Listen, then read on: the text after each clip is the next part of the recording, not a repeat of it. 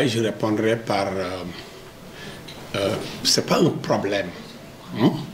Mais nous manquons quand même d'efficacité offensive. Mais un problème, je ne crois pas. Parce qu'on arrive quand même à marquer. Même le match où on a fait 0-0, on était à chaque fois donc, devant le but adverse. Donc c'est juste un chantier, hein, dans l'esprit de formateur. C'est un chantier. Et je l'ai dit hier à un confrère que même pour bâtir une maison, il est plus difficile de mettre la fondation. Il est plus facile de mettre la fondation, mais c'est les travaux de finition qui sont difficiles. Tous les entraîneurs, même les grands entraîneurs qui sont dans les grandes équipes, ils payent beaucoup d'argent pour acheter des attaquants. Par contre, on peut travailler la défense.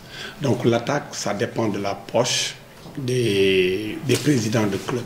Mais puisque c'est en phase de formation, donc nous continuons à les travailler. Nous ne sommes pas vraiment déçus. Bien vrai que certains nous prennent pour le pays détenteur. Effectivement, nous sommes le pays détenteur de la coupe, mais vous n'ignorez pas que ça change rapidement, hein, que ce n'est pas les mêmes footballeurs qui sont revenus pour défendre le titre. L'aspect offensif, comme vous venez quand même de me le dire, parce que jusqu'à présent, nous, on fait des clean sheets. 3 matchs, 0 but encaissé. Donc, il n'y a pas beaucoup de chantier derrière. Le chantier se trouve devant. Donc, c'est évident, il est évident que nous allons donc continuer à travailler devant les buts. Nous en faisons une image de marque. On cherche à jouer, quel que soit l'adversaire. On est dans le jeu.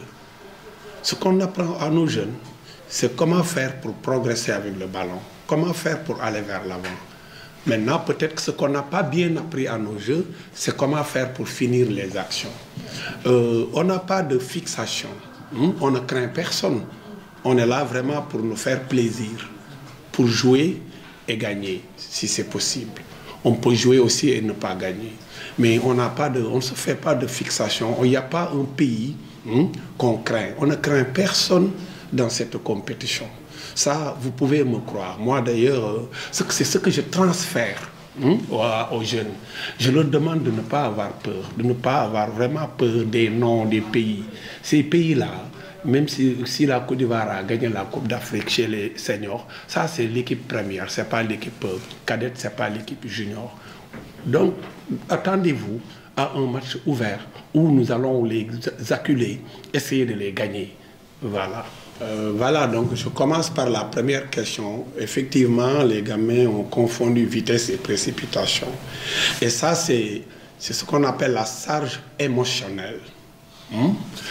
Que ce soit nous tous, alors avions pris la Somalie comme vraiment l'équipe à battre, l'équipe vraiment à battre lourdement. Moi, quand même, je les ai respectés jusqu'à la fin. Même ce score, même si ce score-là était 10-0, j'allais les respecter davantage.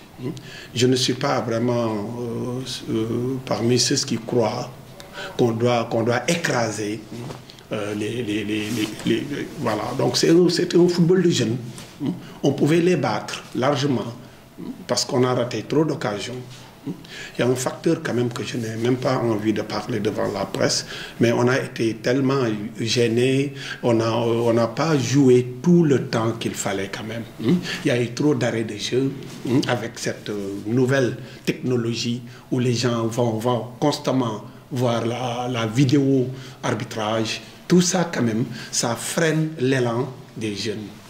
Ça quand même, ça a impacté le rythme donc du match.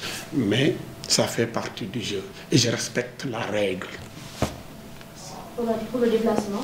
Voilà, pour le déplacement. Nous avons quitté le Sénégal pour venir jouer ici au Maroc. Donc pourquoi le fait de quitter Al Jadida pour aller jouer à Casablanca va nous perturber? Amenez-nous dans un champ de patates. Nous, le problème, ne pensez pas que nous sommes psychologiquement détruits ou amputés. Non, non. Nous sommes des footballeurs, nous sommes des éducateurs.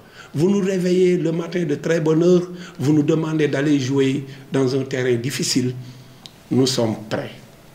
Et ça, je vous le dis, nous sommes prêts. Vous nous amenez dans un bon terrain, le président ne me laissera pas mentir. Le premier jour où on s'est entraîné sur ce terrain-là, à Mazagan, Mazagan 2, alors on s'est dit, mais ça c'est quoi? Mais j'ai dit, écoutez, nous avons appris à jouer le football devant chez soi. Et devant chez soi, c'est des terrains en sable, caillouteux. Il y avait beaucoup de cailloux, c'était très difficile. C'est par la suite, alors qu'on a eu des terrains en synthétique. Mais pour ne pas être long, nous sommes prêts à aller, si vous voulez, en mars pour jouer au football. Voilà, c'est-à-dire entre ces deux jeunes, quand on parle de défenseur, Aïdara est un défenseur. Il a des qualités défensives. Par contre, El Hadji Malick Cissé, il a des qualités de relance offensive.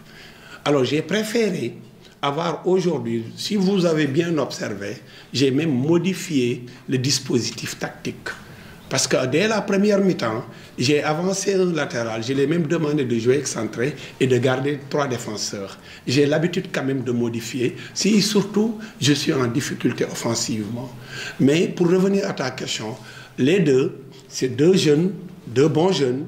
L'un, il est très bon défensivement, l'autre, c'est celui qui démarre nos actions offensives à partir de derrière. Voilà ce qui a motivé donc mon choix sur El Hadji Malick aujourd'hui.